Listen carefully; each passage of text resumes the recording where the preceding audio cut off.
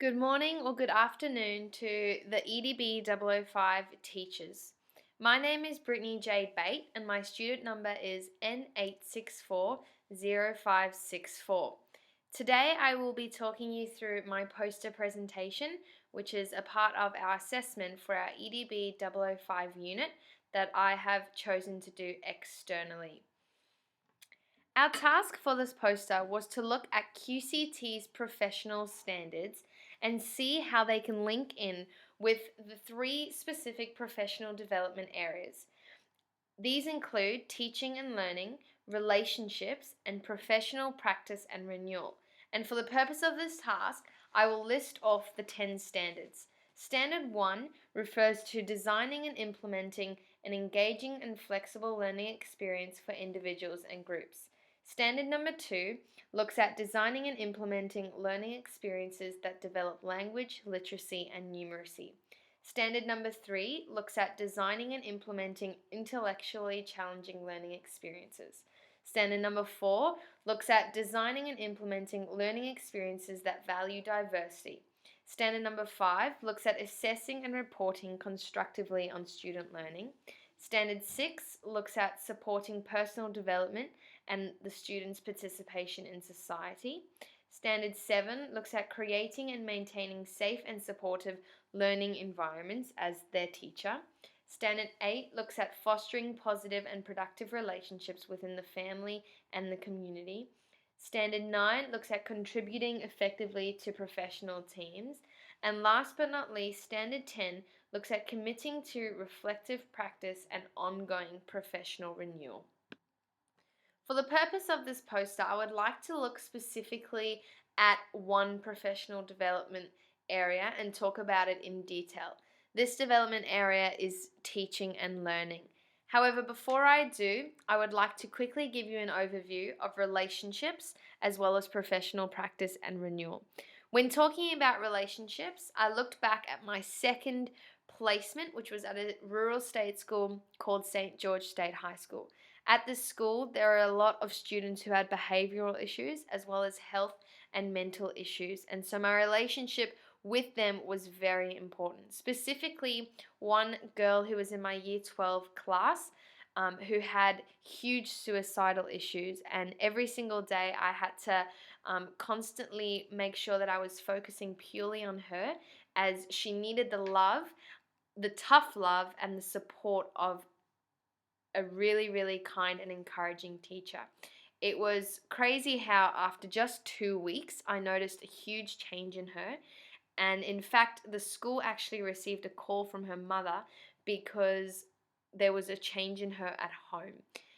Overall, it changed the entire class atmosphere. The class became a lot better when they noticed how much I really did care for them and the encouraging words that I had for them. And lastly, professional practice and renewal is one of the development areas. And what I spoke about in that was that as a pre-service teacher and chaplain by trade, I know how important it is to reflect on the work that you're doing and the practices so that you can look at your strengths and your weaknesses and how to set personal goals as well as goals as a school. And a recent personal development that I did was actually as a staff cohort, and it was really fascinating to see how as a staff we can all come together to change the school and make the vision bigger and better. I'd like now to talk in detail about the teaching and learning aspect of my poster.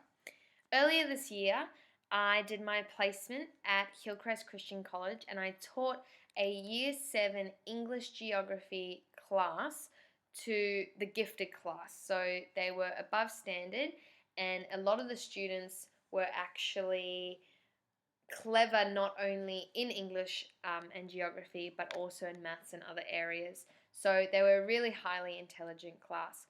And their unit was about the water industry, and so it was actually really interesting that I'd just been to Uganda on a missions trip where I had found a well that I'd taken a photo of that was titled Water is Life. And that was the topic, or that was what we made the topic of their unit, Water is Life. And so we were able to start the unit by having that discussion. Why is water life? Why do we need it so much? And I was able to show them loads of photos of some of the kids in Uganda who had not had enough water and what was happening to their skin and their bodies. And the kids in year 7, the students in year 7 were so interested and so heartbroken for these kids who didn't have enough water. Their assessment covered everything that involved the water industry. The students were asked to analyze how much water was being used in their households through things like the tap, the laundry, the toilet, and any other things, drinking water. And they had to collect a tally system, which we then measured up to cost per litre. So there was a numeracy aspect involved too. And then they had to work out the cost, which was based on the Queensland government costing for water in Queensland. And they then had to create a plan of action that they needed to implement with their families and neighbours in order to save water. Overall, the unit actually forced them to focus on something that was beyond themselves, beyond their school environment, and beyond who they were as wealthy students. So they had to look and put themselves in others' shoes. And the comparison that was constantly made to Uganda really aided my teaching, as it really did help them to put themselves in another person's shoes. In terms of marking each of their assessment, I was able to mark something at the end of each week. So, for example, the first week, that's to come up with a slogan for their water campaign that they were advertising, and they were asked to start thinking about ways in which they could formally approach a leader or a company in order to save water. And that was part of the English aspect, was creating this speech. So I was able to assess them constructively each week as individuals, and then throughout the weeks we did give feedback as teachers, my mentor teacher included. We gave feedback to the class in order to help them really improve their writing or their skills researching or using ICTs. Overall, I believe that this prac in particular really aided with my teaching and learning, specifically because I was able to implement engaging and flexible learning experiences that did develop language literacy and numeracy and challenge them on a whole new level. So I was really appreciative that this task, this unit based on the water industry, really allowed me to do that.